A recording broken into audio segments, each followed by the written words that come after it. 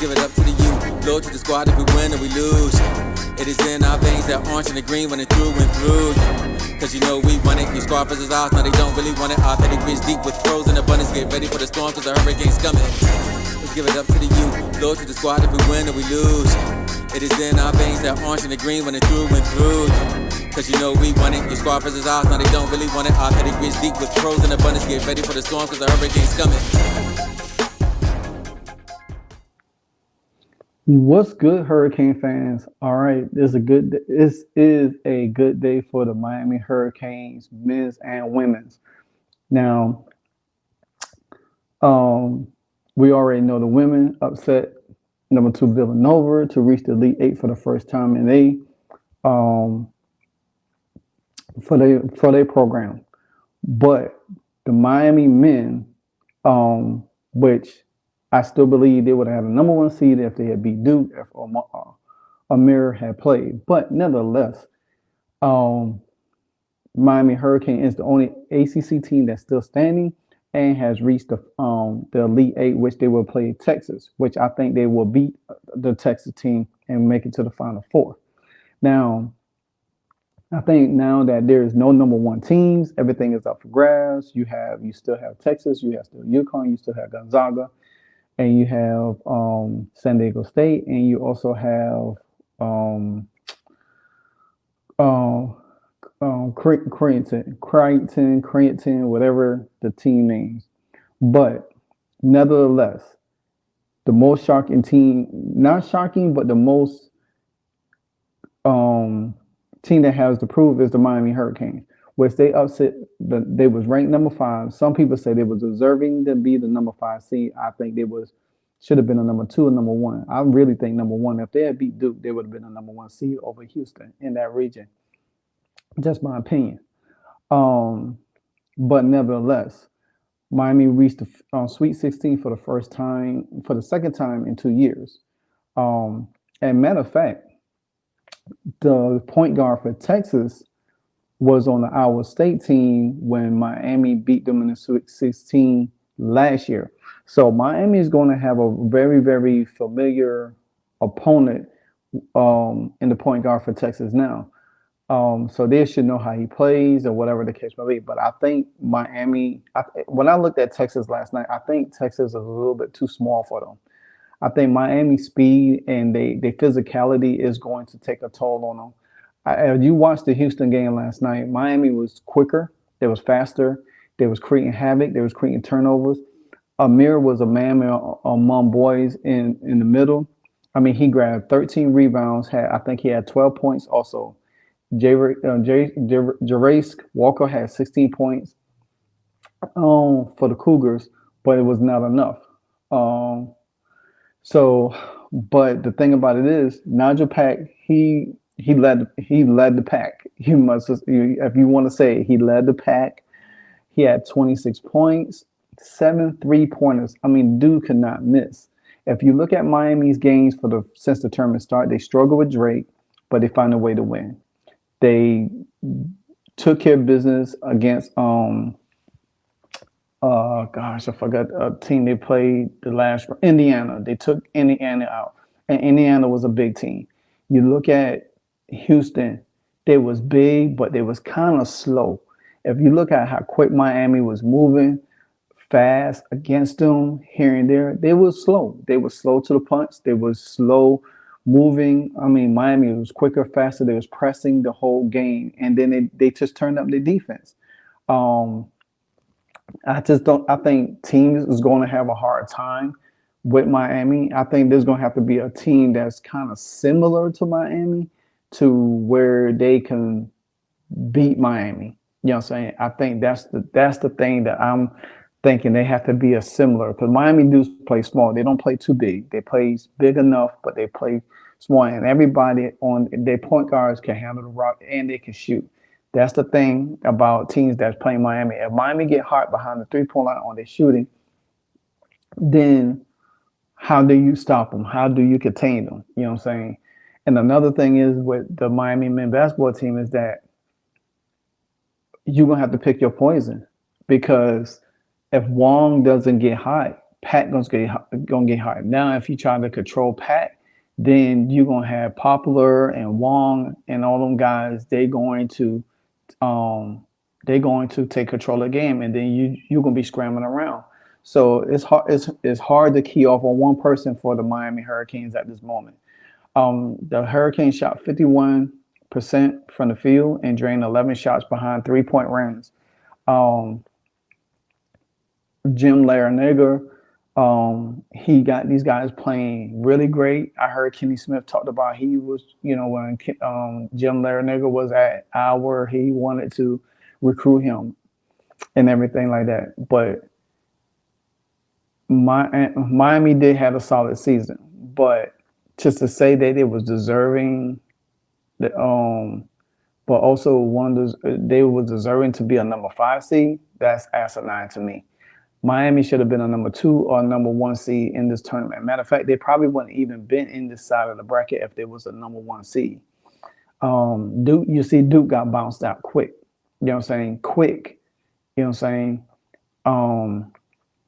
Even though Miami lost to Florida State at home February 26th, that really didn't mean nothing. But Miami kept rolling.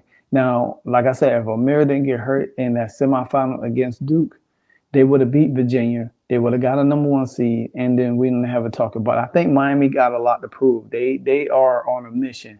I didn't pick them to go all the way because I didn't know how well Amir's health was going to be. Now, he did kind of like tweak his ankle last night in the game, but what came back to finish. Now, I think they play Texas tomorrow around about 5 o'clock, 6 o'clock tomorrow afternoon to have a shot at the Final Four. But if Miami reaches the Final Four, they're going to be in a championship game. And I think they have every shot now more than ever to win a national championship for the University of Miami men's basketball. When the tournament started, we didn't know what was going to happen. There were so many upsets here and there. But now you look at this team is resilient. They're playing together. They're playing fun. They're playing loose. They do not get out of character. That's the one thing about this Miami basketball team. They do not get out of character. They make sure that you pay on every end of the floor. They might start slow a little bit, but they find a rhythm because they, as Kenny Smith alluded to it, and even Charles Barkley yesterday, Jim Larranaga, he makes adjustments throughout the game. He does not do it from half to half. He makes it throughout the game. The kid continues to make adjustments, and this is the one reason why it's hard to contain the Hurricanes. This is how hard to beat them. You know what I'm saying? They don't play big teams. They don't play physical teams. They don't play teams probably about their same size, and they still find ways to win. The backcourt of Pack and Wong is fundamentally unguardable as any other. Pack is very electrifying. Miami spreads the floor very good. They also get open looks. They cut to the basket. They screen and roll very well. Everything like that. Houston just didn't have a chance, man. They just never had a chance. Like I said, it's like they was moving so slow. Their feet was in quicksand. You know what I'm saying? They just could not keep up with Miami at all. I just think that Miami is going to be a problem for any team going forward in this tournament. That's just what I feel. That's just what I think. I think this team has a shot to win the national title. I think they really do have a shot now to win the national championship. You can't explain anything, but they got UConn favorite to win the title ahead of Elite Eight. I don't see it. You know what I'm saying? Because what UConn, you got to think they play today. I think UConn plays. Let me check real quick. Let me check real quick for y'all guys. UConn play Gonzaga. And that's 8 tonight. I think Kansas State gonna win. I think Gonzaga's gonna win.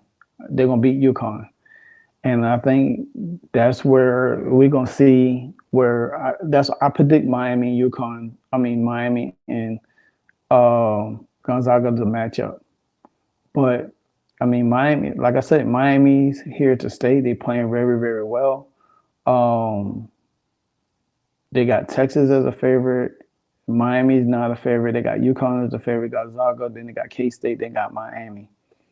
But like I said, if Miami beats Texas tomorrow night, they probably gonna bump up as the favorite to win this tournament. But nevertheless, the Hurricanes is playing exceptionally well. I mean, very well. You look at it; they beat they beat the Indiana team 85-69. They said before the Texas game, oh, that Miami gonna have to score 80 points to beat Texas. Well, they beat them 89-75. Could have been worse than that.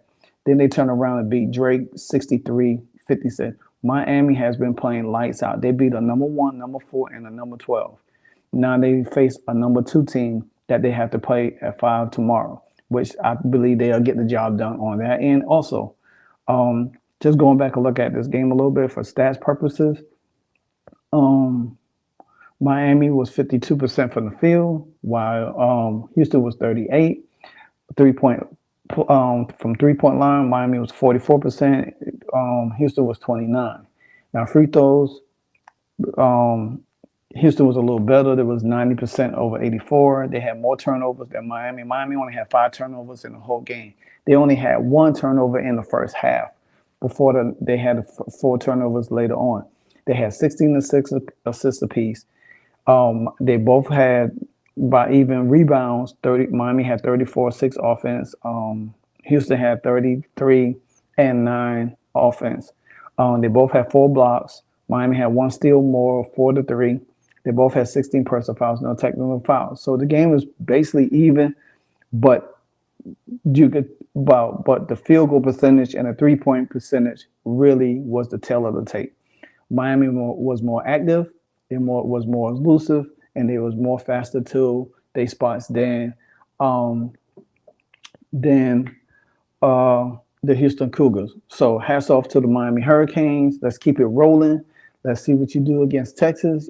Let's get to the Final Four. I did pick y'all to get to the Final Four, so I'm not going to go any differently. But hey, like I said, it's a great day for the University of Miami men and women's basketball because both of them are now in they now are into the Elite Eight, and hopefully the women could advance a little bit further, and Miami advance and the men's advance a little bit further. But until then, it's all about the U, baby. Let's go.